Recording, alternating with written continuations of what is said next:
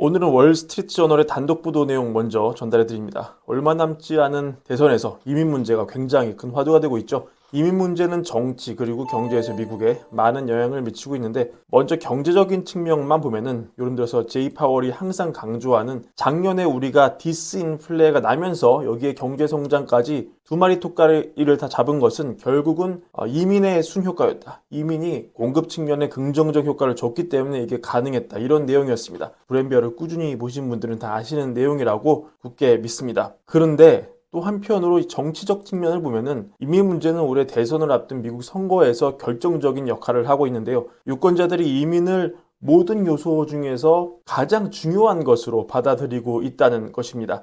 좀 더 구체적으로 말하자면 이민의 긍정적인 요소보다는 이민의 부정적인 요소에 더 집중하고, 따라서 민주당의 이민 정책보다는 공화당의 이민 정책에 더 동조하는 현상이 크다는 그런 얘기가 되겠습니다. 그래서 올 초 뉴욕 보궐선거에서 당선된 탐 수오지, 이 민주당 소속의 수오지 하원 의원은 어떤 전략으로 당선이 됐느냐, 국경협정, 즉 국경 통제를 강화하는 그런 법안에 대한 지지를 표명하는 캠페인으로 승리를 했다. 수오지 의원은 한 인터뷰에서 이렇게 얘기를 했는데요.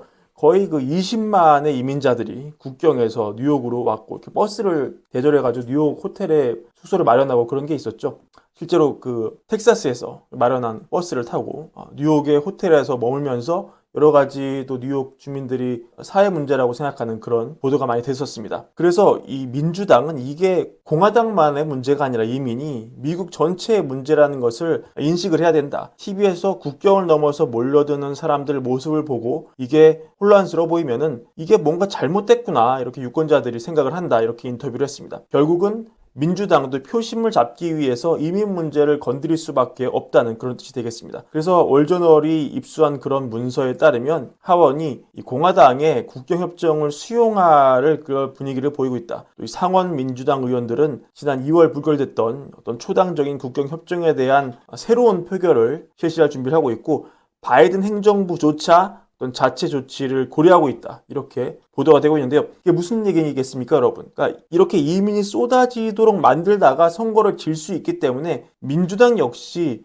공화당만큼 초강경한 그런 건 아니겠지만 국경을 통제할 생각, 국경을 닫아걸 준비를 하고 있다, 이런 얘기가 되겠습니다. 자, 이런 분위기라면 파월이 올해도 이민의 덕으로 공급 측면에 긍정적인 효과가 나면서 물가가 내려가면서 성장이 나오는 그런 효과가 기대된다고 여러 번 FMC 혹은 인터뷰를 통해서 강조를 했는데, 그게 가로막힐 공산이 커지겠죠. 그러면 디스인플레가 나면서 성장이 나오는 골디락스의 시나리오는 점점 힘들어지게 됩니다. 그렇다면 수요 위축에 따른 경제 둔화, 성장률이 낮아지면서 물가가 내려가는 그런 시나리오만이 물가를 잡을 수 있는 유일한 길일 텐데요. 어제도 전해드렸지만 애틀랜타 GDP 나와보시면 2분기 GDP 성장 예상치가 4.2%가 나오는 그런 국면에서는 상황이 쉽지 않을 겁니다. 그래서 오늘 미시간 기대 인플레 보시면 시장이 점점 올해 물가를 부정적으로 보는 그런 현상이 관측되고 있는데요. 보시면 1년 기대 인플레가 3.5% 예비치였습니다만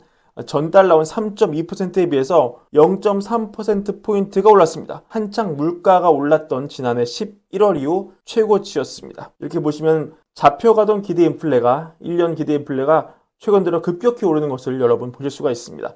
5년 기대 인플레 역시 3.1%를 찍어서 5개월 만에 최고치를 기록했는데요. 이렇게 하락 추세를 보이던 이 시간 기대 인플레가 다시 오르고 있다. 이런 것들은 지금 경제 주체가 보는 물가가 상당히 앞으로 심각해질 수 있다, 이런 걸 보여주는 증거라고 볼 수가 있습니다. 그래서 이 최근 곡물 가격도 보시면은 이 시카고 밀 선물이 8개월 만에 최고치를 급등한 그런 모습 보이고 있는데요. 곡물 가격 상승에 이은 식품 가격의 상승, 이런 것들은 가장 이 먹거리, 식품 가격에 민감한 저소득층에 가장 민감하게 받아들이는 그런 부분이기 때문에 선거를 앞둔 미국 입장에서, 바이든 입장에서 치명타가 될 수 있는 그런 부분이라고 보이고요. 이런 점이 또 미시간 소비자 심리 지수에도 반영이 돼서 이번에 나온 소비자 심리 지수가 67.4를 찍어서 전달 77.2에 비해서 크게 내려갔다. 조앤슈 미시간대 설문조사 책임자가 말하기를 지난 몇 달 동안 소비자들은 판단 유보했지만 이제 여러 방향으로 부정적인 시나리오를 보는 것 같다. 인플레와 실업률, 금리가 모두 좋지 않은 방향으로 움직일 거란 두려움이 커지고 있다. 이렇게 평가를 했습니다. 이런 소비자들의 심리, 오늘 맥도날드 주가 상승으로 나타났다고 볼 수도 있는데요.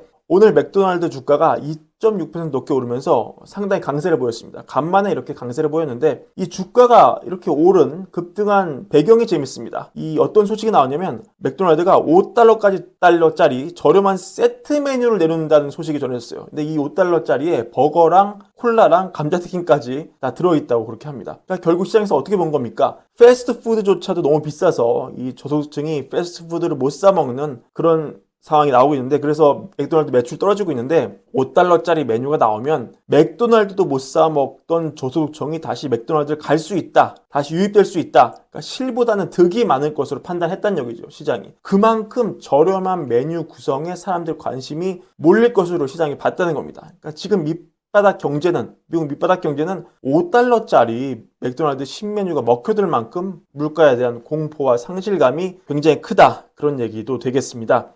비슷한 각도로 오늘 연설에 나온 로이 로건 댈러스 연은 총재는 우리가 모르는 사이에 중립금리가 상승했을 수 있다. 따라서 현재 연준의 정책이 인플레를 억제하는 데 충분하지 않을 수 있다. 앞으로 인플레가 심각해질 수 있다. 이렇게 우려를 표하기도 했는데요.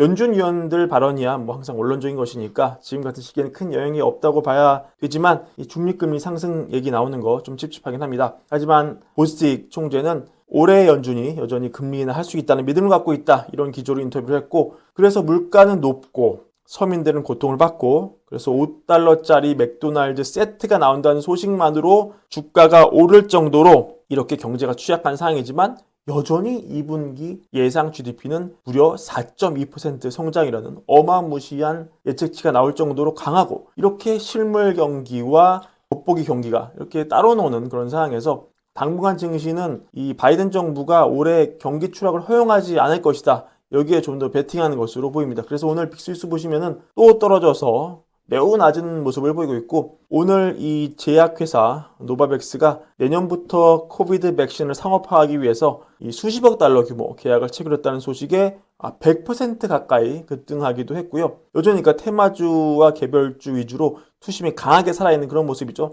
게다가 지금 영국과 프랑스는 이 대표 지수가 장중 사상 최고치를 기록을 했어요. 영국 어제 전해드렸지만 BOE가 완화적인 입장으로 돌아섰고, 또 ECB 같은 경우에도 다음 달 금리 인하가 매우 유력한 상황이기 때문에 이런 기대감이 증시에 선반영되고 있는 모습인데요. 이런 거 봤을 때 강력한 투심은 비단 미국뿐 아니라 유럽까지 파고들고 있다, 이렇게 시장은 메시지를 주고 있습니다. 참고하시길 바랍니다. 자, 오늘 브랜비어 준비한 영상은 여기까지고요. 구독과 좋아요, 월걸부 사랑도 함께 부탁드립니다. 감사합니다.